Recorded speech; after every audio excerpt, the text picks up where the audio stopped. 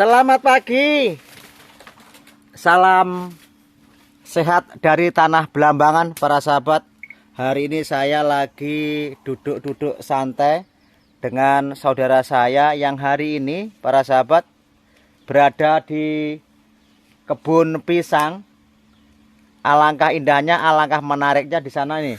Bikin kopi ala hutan sahabat, ala primitif. Itu sahabat, tungkunya langsung limbah batang kayu itu sahabat, langsung persiapan ngopi. Para sahabat semuanya, hari ini saya sowan bertamu ke saudara saya yang hari ini beliau budidaya pisang. Nah, ingin saya tanyakan, ingin saya kulik sedikit demi sedikit apa yang dilakukan dan apa yang dilakukan di sini. Kenapa kok di sini? Begitu ya sahabat. Nah, ini beliau berada di depan saya ini. Selamat pagi, Konco Tani. Ini para sahabat, mohon perkenalan Pak. Nama lengkapnya siapa? Nama lengkap saya Siswoyo Arianto dari Desa Seneporjo, Dusun Kerajaan RT 5 RW 1, Kecamatan Sliragung, Kabupaten Banyuwangi. Nah, ini biar teman-teman tahu, saudara-saudara petani Belambangan tahu, ini budidaya pisang apa. Kalau yang menjawab ini ownernya langsung kan mantap kan. Kami sedang belajar membudidayakan. Kebetulan mentornya ya tetap Mas Susanto Santo. Membudidayakan pisang Ambon, dulur. Ambon Warangan ya? Ambon Warangan. Nah, ini sahabat, berarti ini beliau benar-benar tanam pisang Ambon Warangan. Ini jumlahnya berapa ini? Di lokasi ini berapa? Satu, kita pengen bercerita dulu Mas Santo. Ya. Virus itu sangat mencekam bagi petani pisang. Ya. Salah satu metode kami untuk menanggulangi virus selain dengan treatment tertentu adalah menggunakan sistem kebun zigzag. Kebun zigzag itu adalah dengan membuat kebun yang tidak satu tempat. Dengan asumsi ketika kebun kita yang A misalkan bermasalah, kebun kita tetap menghasilkan cuan yang banyak.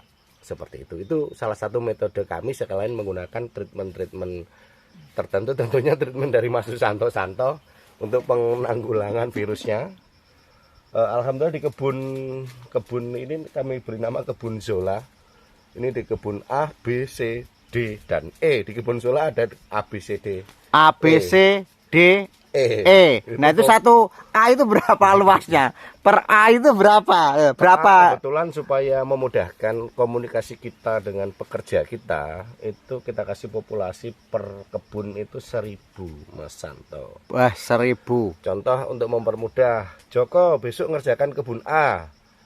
Treatmentnya ini pemupukan. Mas Joko itu loh, Mas Joko yang ganteng itu loh, yang bikin kopi itu, Mas Joko itu.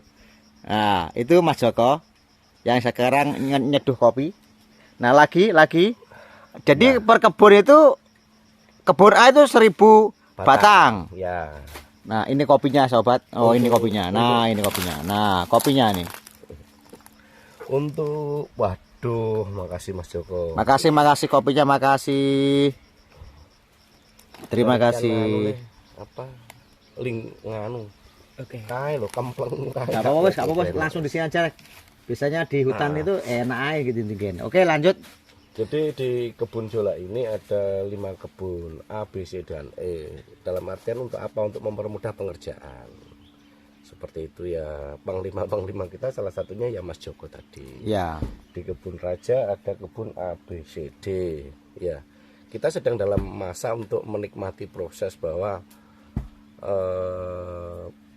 bertani dengan sangat receh tetapi menghasilkan sesuatu yang sesuai harapan. Kenapa? Karena konsep dari Mas Susanto Santo awalnya adalah kemandirian bibit sudah berusaha kita lakukan. So sekarang kita mau nanam berapapun luasnya, kita bibit sudah tidak beli. kita sudah aman, sudah aman.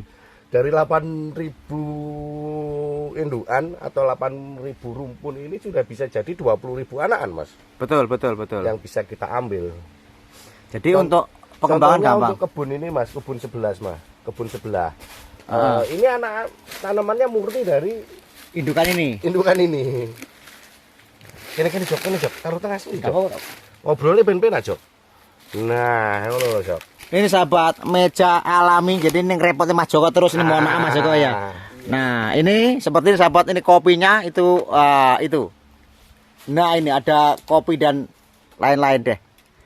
Nah sahabatku, jadi mungkin saya penggal sementara.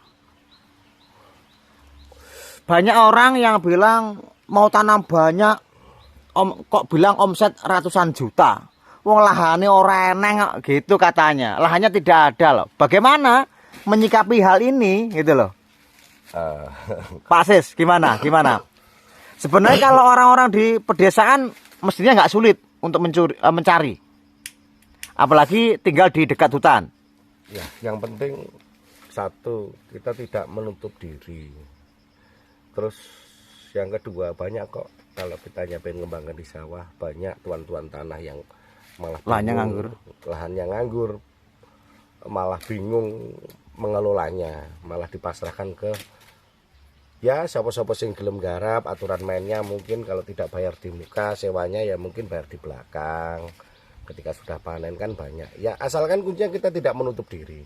Kalau di hutan ya murah-murah saja kalau di hutan, Mas. Iya. Kalau teman-teman mau mencari potensi di hutan, banyak lahan-lahan di hutan yang masih bisa dimanfaatkan dalam artian ya sistem kerjasamanya yang penting dengan perhutani atau dengan LMDH atau dengan pemangku kekuasaan yang lainnya, seperti itu, Mas.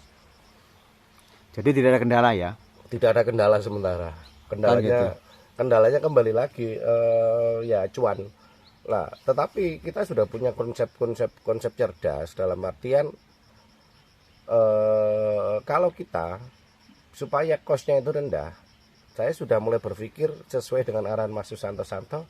Ketika kita mau nanam 1 hektar, berarti otomatis kita menyiapkan benih 2.000 pohon. Nah, saya pernah dapat ilmu dari teman saya, orang manajernya Bukalapak. Jadi beliau memelihara lele. Padahal dulu saya bilang lele itu tidak masuk akal, tetapi tidak begitu, Pak Sis. Kalau saya mau nanam 100.000 benih, berarti saya harus menyiapkan anakan lele itu 200.000 benih. Ya. Yang 100.000 saya jual untuk menghidupi 100.000. Jadi saya menghidupi 100.000 bisa gratis. Ya. So, nanti ketika kita mau mengembangkan lahan, otomatis ketika kita nanam mau 1 hektar, kita harus menyiapkan benih kurang lebih 6.000 pohon. Yang 4.000 pohon kita jual untuk nanam yang 2.000 pohon. Konsepnya sederhana saja. Tergantung bagaimana kemampuan berpikir kita, mampu nggak ke arah sana, memanajemen. Betul. Jadi ini sahabat, beliau ini sudah menjawab tanpa saya tanya, sudah menjawab, dan ini sudah menjawab pertanyaan-pertanyaan sahabat-sahabatku yang di kolom komentar ataupun japri melalui WA. Jadi kalau Anda itu pengen budidaya secara masif, secara banyak, memang tekniknya harus diperhatikan. Kan gitu. Lek jere Pak Sis tadi, saya mencuplik sedikit saja. Itu kalau pengen produksi besar, ya memang harus merangkak dari nol. Ya. Lek gaya bicaranya begini, kudune duwe bank bibit. Betul. Nah kan gitu kan. Kata kuncinya adalah bank bibit. Bank bibit. Sebuah negara bisa maju karena swasembada pangan. Betul. Petani bisa sejahtera, ya salah satunya swasembada pangan. Dan yang kedua, swasembada bibit. Kalau kita tidak swasembada bibit, gimana ya, bisa mengelola? Besar? Iya kan, makanya ini harus berpikir secara besar. Jadi lagi-lagi sahabatku, jadi bahasa yang besar itu kalau bisa menghargai kualitas pertaniannya. Mas Joko, ambilkan benih kita di sana 2, yang 1 Ambon, yang 1 Candi itu. Nah itu sahabat, ini langsung ownernya memberi informasi kepada kita, memberi contoh ini. Ini ada bibit yang mau bawa ke sini. Jadi harapannya ini Jadi bagi teman-teman jangan kecil hati ya, jangan kecil hati. Kalau Anda tanam 100 pohon saja dulu untuk langkah awal, ya nanti tahun depan Anda tanam 1000 bisa. 2000 bisa, Mas. 2000 bisa, itu loh, 2000 bisa. Tapi kalau Anda itu mau tanam 10.000 hanya memiliki indukan 10, ya berat besok. Berat. Minimal memulai dengan 500 kalau kita ingin jadi petani besar, dan salah satu kuncinya adalah memilih bibit yang benar. Ya benar. Nah, itu kata kuncinya. Kata kuncinya gitu. Jadi banyak petani-petani gagal itu karena apa? Tidak dapat informasi secara tuntas. Hanya mengandalkan bibit online dengan harga murah. Mungkin kalau kita mau jadi petani pisang yang besar ya kita nggak mau, jangan sampai ambil resiko, karena saya sudah pernah mengalami resiko itu berat. Dan silahkan cari bibit-bibit pisang yang benar-benar ownernya bertanggung jawab. Kalau hanya Anda lewat media sosial saja, risikonya kapusan winih lor. Nah ini sahabat, ini di dekat kopi ada bibit nih. Nih dekat kopi nih, ya. Ini enggak janjian juga ada bibit ini. Nah, saya ceritakan sebentar. Nah, mau diceritakan. Mas, klik sebentar aku juga, Mas. Ambil dari sana. Dan pas ngobrol. Lah, konsepnya sederhana. Sambil ngopi, Lur. Maaf, Lur, sambil ngopi. Konsepnya hanya sangat sederhana. Setiap hari bekerja saya, sepulang kerja, minimal membibitkan itu 100. Nah, itu loh sahabat. Jadi saya punya kepala kebun itu 2 orang, kawan. Dan alhamdulillah sekarang sudah mahir. Kita sudah ke tahap mandiri. Mandiri dalam artian untuk menggaji mereka juga diambilkan dari kebun itu sendiri. Padahal populasi yang kita yang sudah panen masih berapa persen, Mas Joko? 5%-an ya mungkin ya. 5% sampai 10%-an. So, kehidupan pekerja kita sudah diambilkan dari hasil buah yang masih hanya sekitar 5 sampai 10%, Mas. Nggak ada 10% kayaknya. Ya karena apa? Ya karena saat tadar itu 10.000 loh, Mas. 80.000 loh, Mas. Minimal itu. Iya, kita anggap aja laku 10.000, Mas. 8 sisir itu sudah 80.000. Petik 30 tandan aja sudah 2,5 juta loh, Mas. Apalagi lek payu 14.000, 15.000. Nah, itu ya nanti, Mas. Itu bahasanya begitu, bahasanya nanti rendah, Lur. Bahasanya rendah hanya 80.000. Padahal lebih nih. Kita belum ke arah terkait kalau Mas Susanto mungkin sudah ke arah 14.000, 15.000. Kalau kita belum ke sana. Kenapa? Ya, nilai tawar itu terbentuk dari kualitas. Kita belum merasa mampu untuk nyalip gurune kayak begitu, Mas Susanto. Enggak juga sih, enggak juga lah. Ya, ada proses yang memang harus kita lewati, dan kami benar-benar sangat menikmati proses itu. Nah, saya mencontohkan sekali lagi, anggap aja kita punya pekerja ya, kita punya pekerja 2 orang atau 4 orang. Ketika setiap pulang kerja, pekerja kita membibitkan 100, dan benih ini kita jual 10.000. Ya, setiap hari nilai ekonomis kita adalah kurang lebih per anak itu pekerja saya itu menghasilkan 1 juta sudah. Ya. Benar nggak, Mas Santo? Betul sekali. Lah, ngambilnya dari mana? Loh, anak aja banyak sekali loh. Garin jimunya. Coba ini, Mas Santo. Ini baru 3 bulan. Sudah anak-anaknya sudah 1, 2, 3, 4. Sudah diambil ya? Ya sudah diambil. Kenapa kita nunggu Kenapa? Karena konsep kami adalah bukan menanam pisang, tapi berbisnis pisang. Nah, keren baru nih. Bisnis pisang adalah mengambil semua potensi yang bisa diambil dari pisang. Anakan pisang otomatis. Godongnya ya kena. Daun pisang nantinya.